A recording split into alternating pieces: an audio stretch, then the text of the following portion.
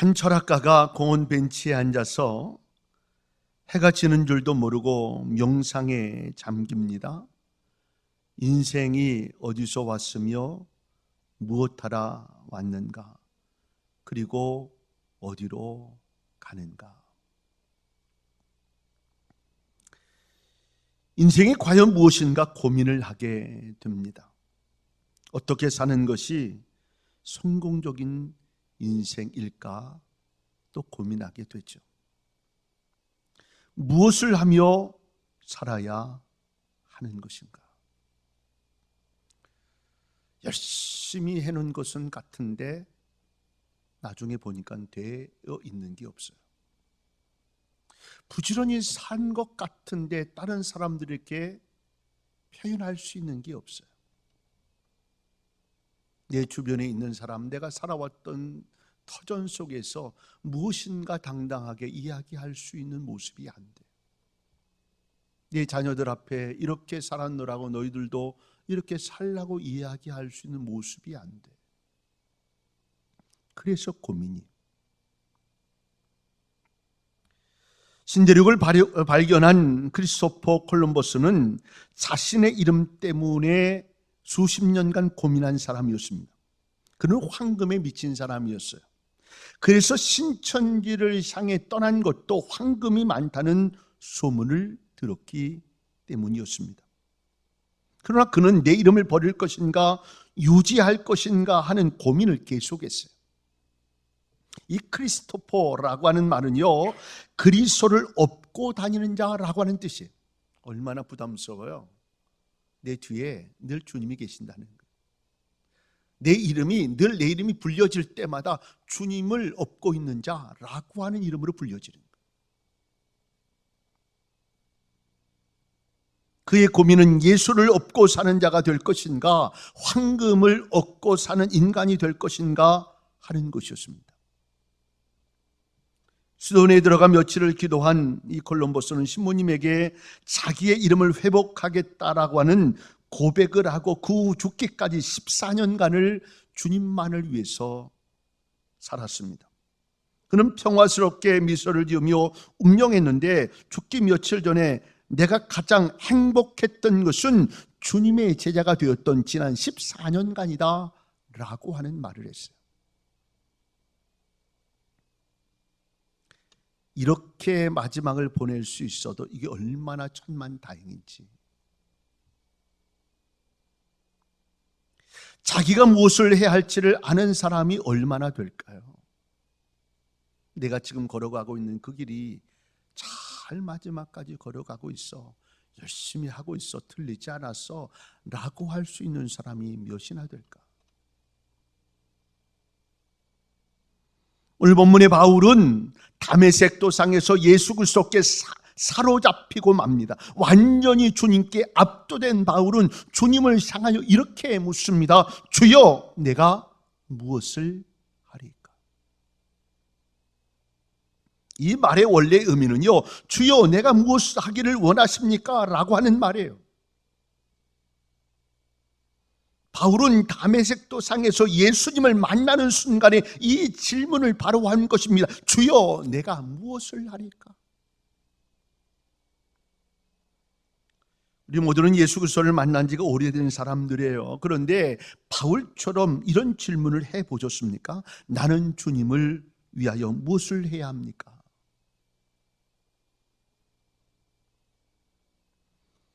주님은 바울이 필요했습니다. 바울을 유용하게 쓰시고 싶었어요. 그래서 주님은 다메섹으로 가고 있는 이 바울을 부르셨던 것입니다. 그런데 즉석에서 바울은 주님을 향하여 묻습니다. 주여, 내가 무엇을 하기를 원하십니까? 만약에 주님께서 쓰시고 싶어 부르셨는데 형광등처럼 나를 왜 부르셨는지 모르고 산다면 우리를 부르신 주님의 마음이 얼마나 슬프겠어요. 내 의도를 잘 모르니까, 하나님의 의도를 잘 모르니까. 성도인 우리가 사는 목적이 무엇입니까? 하나님을 영화롭게 하는 것. 한마디로 이야기하면 주를 위해 사는 삶이에요. 이게 성도인 저와 여러분의 삶이에요. 주님을 위해 살 것인가 아니면 나를 위해 살 것인가? 주님을 위한 것이라면 우리도 주님께 물어야 할 것입니다. 주님, 내가 무엇을 해야 합니까? 어떤 직장에서 사원을 모집했는데 그 선발된 사원이 나름대로 똑똑해서 매사를 주인의 허락 없이 일들을 처리한다면 그 사원이 주인에게 칭찬받을 수 있겠는가 하는 거예요. 아무리 일을 능률적으로 잘한다 할지라도 주인의 의사를 무시한 일은 결코 칭찬의 대상은 될 수 없다는 거예요.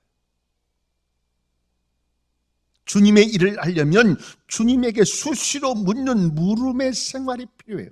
어떻게 합니까, 주님? 내가 이 판단이 옳습니까? 내가 이렇게 해야 됩니까? 이거 자꾸 물어가는 거예요. 그래서 주님의 뜻을 이루어 가야 하는 거예요. 옛날 이스라엘 백성들이 하나님의 뜻을 물을 때 늘 제사장에게 물었죠. 또 선지자에게 물었습니다. 그런데 지금은요, 주님께서 우리들을 위하여 하나님께 직접적으로 물을 수 있는 길을 터 놓으셨는데 바로 그것이 기도입니다. 바울이 다메섹 도상에서 주님을 만났을 때에 주님으로부터 주어지는 음성이 있었는데요, 오늘 10절에 있는 말씀은 일어나 다메섹으로 돌아가라 하는 음성이었어요. 이 다메섹에는 아나니아라고 하는 주님의 제자가 살고 있었습니다. 그는 12절에 보니까 율법에 따라 경건한 사람으로 사는 그런 유대인이었고 많은 이들에게 칭찬받는 이였어요. 이 아나니아를 통하여 주님은 바울에게 말씀하시는 것입니다. 주님께서 다메섹 도상에서 직접적으로 바울에게 사명을 주실 수도 있었을 것이나 주님은 그렇게 하지 않으시고 다메섹의 아나니아에게로 바울을 보내고 있습니다. 그것은 이미 주님께서 아나니아에게 바울에게 주어야 할 사명을 말해 두셨기 때문입니다. 이 일이 바울에게는요, 갑작스러운 일일런지는 몰라도 하나님께서는요, 치밀한 계획 가운데 일하고 계셨다는 사실이에요. 하나님은 언제나 그때그때 적당하게 일하시는 분이 아니시라 미리 완벽하게 준비하고 일하고 계심을 믿으실 수 있기를 바랍니다.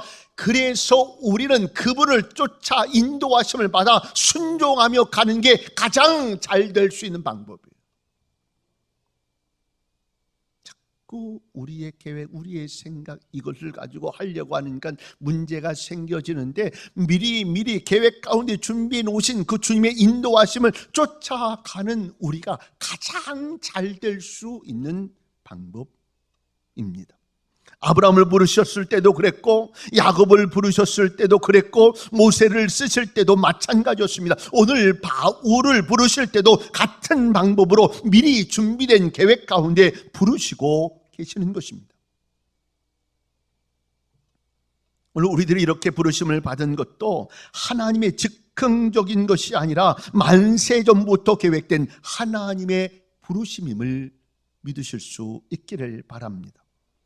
바울은 자기와 함께한 일행들의 손에 이끌려 다메섹으로 들어갑니다. 그리고 아나니아를 만납니다. 아나니아는 바울의 감긴 눈도 안수하여 뜨게 해 주었고 또 바울에게 앞으로 해야 할 일들도 상세하게 가르쳐 줍니다. 주님을 만나는 순간에 주여 내가 무엇을 하기를 원하십니까? 물었더니 주님은 즉각적으로 그 물음에 응답하셨습니다. 우리는요, 무엇을 달라고만 기도만 하지 말고 바울처럼 내가 주님을 위하여 무엇을 해야 할 것인가를 물을 수 있는 사람들이 되어야 합니다.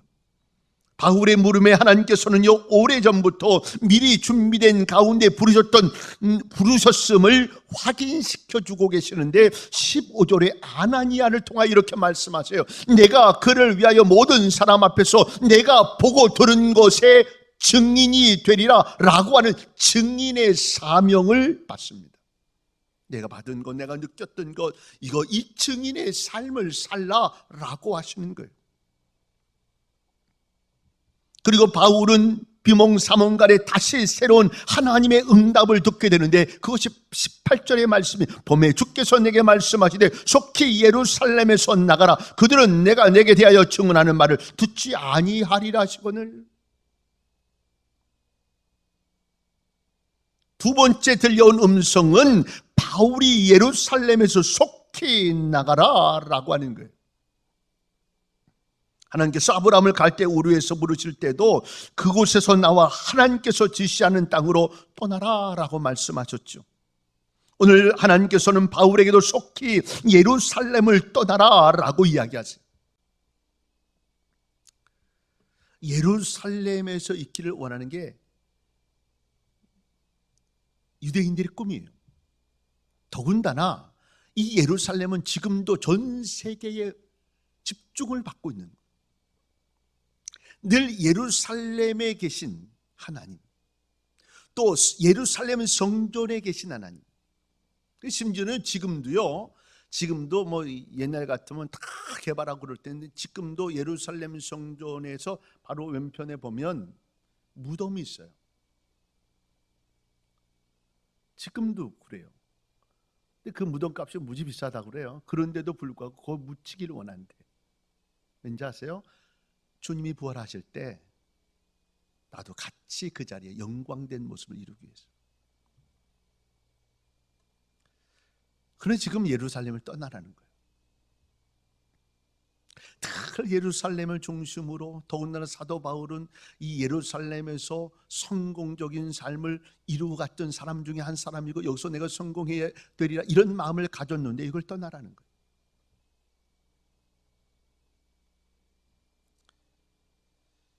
이 일이 쉬울 수가 없어요. 그런데 바울은요, 예루살렘을 떠나라는 하나님의 명령을 받습니다. 떠나야 하는 첫 번째 이유는 유대인들이 듣기는 들어도 깨닫지 못하고, 너가 지금 이야기하는 이때 지금 때가 아니니 아무리 이야기해도 듣지 않을 거니까, 보기는 보아도 알지 못하기 때문이다. 두 번째 이유는 이방인들에게 복음을 전파하기 위해서였습니다. 이 바울의 입장에서 볼 때는요, 동족인 유대인들에게 복음 전하는 일도 어려운 일이지만 생판 낯선 이방인들에게 복음을 전한다는 건 이건 정말 어려운 일이에요.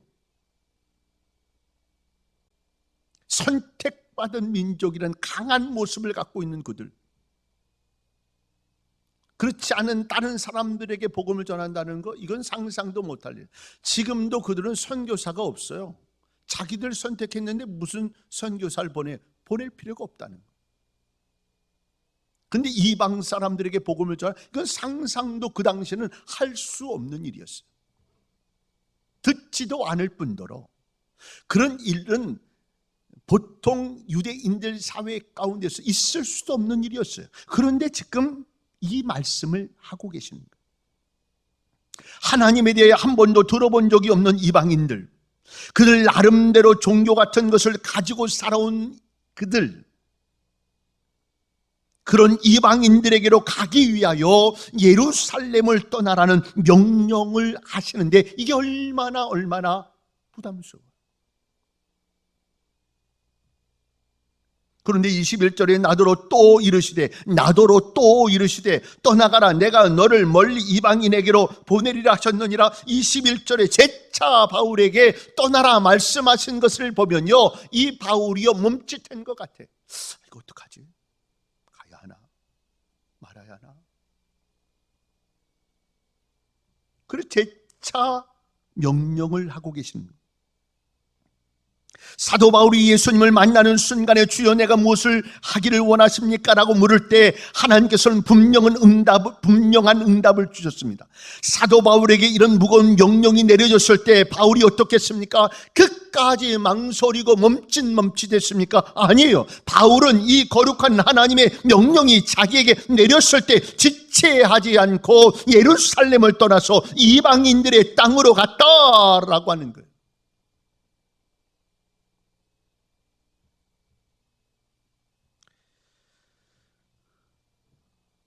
자녀 목사로서 늘 갖는 아픔이고 힘듦이고 제대로 하지 못하는 일이 이런 거예요. 내가 원하지 않는 것을 요구하실 때, 제 나름대로의 하나님과의 관계 속에서 하려고 하는 일들 가운데는, 그래서 상황에 여의치 않는 거에 상황하지, 하나님 인도하신 대로 가자. 바울의 상황이 이해가 안 됐어요. 지금 뭘 어떻게 하는지 상황이 안 돼요. 그런데도 하나님 밀어가실 때 이 바울은 그렇게 순응하고 있는. 그래서 저도 그렇게 하려고 정말 발버둥 치고 했어요. 상황의 여건에 놓치지 않으려고. 사도 바울이 돌아올 때도 어디서 돌아오고 있습니까? 이방에서 돌아올 때도 복음을 전거다. 이제는 마지막 예루살렘에 정착하고 싶었는데, 그러니까 늘 예루살렘이 그의 마음의 고향이었어요. 그러니까 그의 사역이 정말 힘들었을 거예요. 눈물이 났을 거고, 고향을 가고 싶고.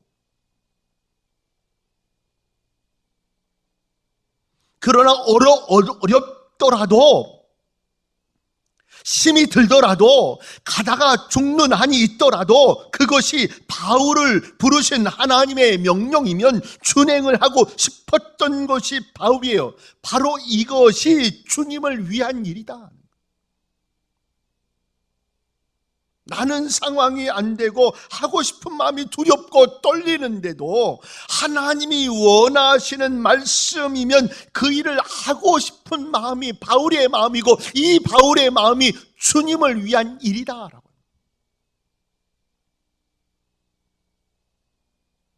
내가 하고 싶은 일이 따로 있는 게 아니에요. 내 마음에 들고 내가 하고 싶은 일만 하고자 한다면 이는 주님을 위한 일이 아니고 자기 자신의 일을 하는 거예요. 어떻게 내가 원하는 일만 해요? 내가 좋은 것만 해요? 내가 하고 싶은 때만 해요? 아니요. 주님이 원하시는 건 주님이 원하시는 때, 하나님이 나를 끌어가실 때에, 그때에 내게 어떤 상황 속에서도 하나님의 은혜로 그 일을 이룰 수 있는 것이 성도의 삶이다. 또 되새기고 또 되새기고.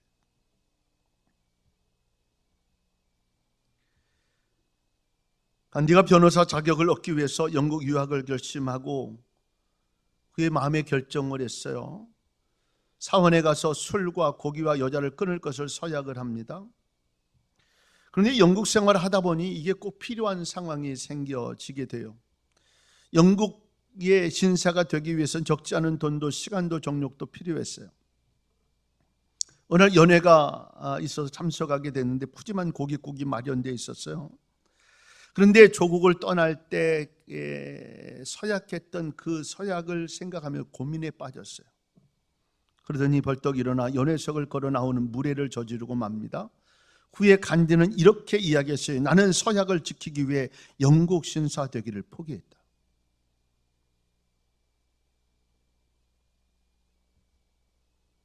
주님을 위해 포기해야 할 때도 있습니다. 주님을 위해 포기해야 할 것이 있습니다.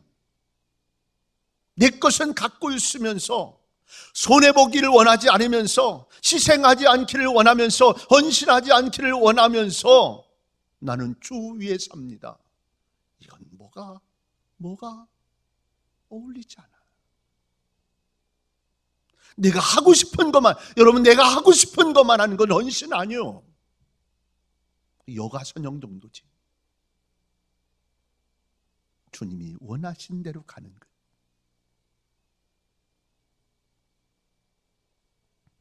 어떤 일이 마음에 들든지 아니 들든지 간에 이게 주님이 일이라고 한다면 우리는 어떻게 해야 합니까?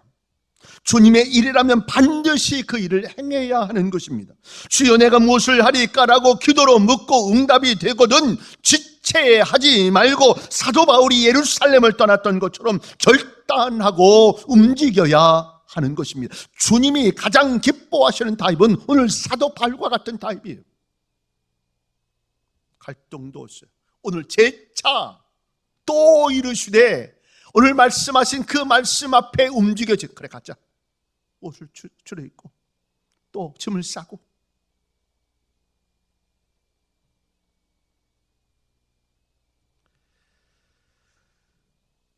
이렇게 움직였던 그의 삶은 성공적 복음의 증거자의 삶을 살게 됩니다.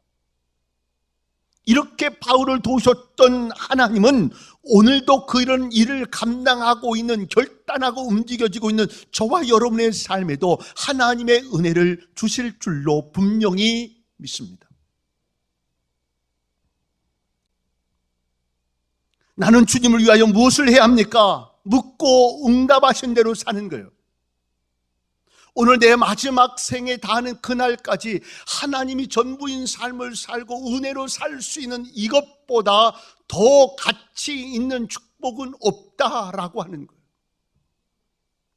그럼 자꾸 수정을, 여러분의 걸어가는 이 길들을 자꾸 수정해야 돼요. 하나님을 위한 삶이고 은혜의 삶을 위한 길이고 주를 위한 모습이 되어지고. 다 정리하고 신학교 가라는 말 아니요. 다 팔아서 교회 헌금하라는 얘기도 아니요. 그러나 내가 조금씩 하나님을 향한 모습으로 그렇게 살아갈 수 있는 거예요.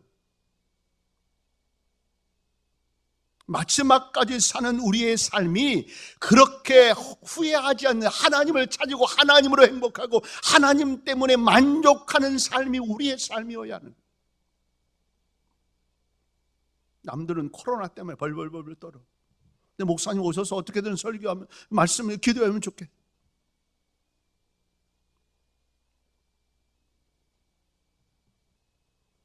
토마스 칼라일은 이런 말을 했어요. 자기 사명을 발견하고 일에 신념을 가진 사람은 행복하다. 내가 믿는 그 하나님을 절대적으로 신뢰하고 그분을 위해서 평생 은혜 가운데 살면서 믿음으로 살아갈 수 있는 삶이 되어지는 것, 이것보다 더한 축복은 없어요. 난 내 딸들도 그렇게 살았으면 좋겠고 내 자손들도 그렇게 살았으면 좋겠어요. 이게 전부인 삶이 됐으면 좋겠고.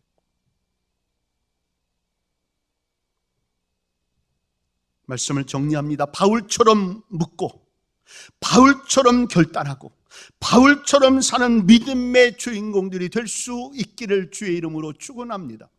예배드리기도 어려운 이 시기에 우리의 신앙의 점검을 받을 수 있을 이때에 오늘 후회스럽지 않을 수 있는, 또 오늘 판단하며 믿음의 길을 걸어갈 수 있는 우리의 판단이 흐리지 않으며 하나님으로 인하여 얻어지는 놀라운 감격과 은혜로 하루하루 사는 것이 축복인 삶을 살아가는 은혜가 저와 여러분 삶 속에 넘치기를 주의 이름으로 축원합니다.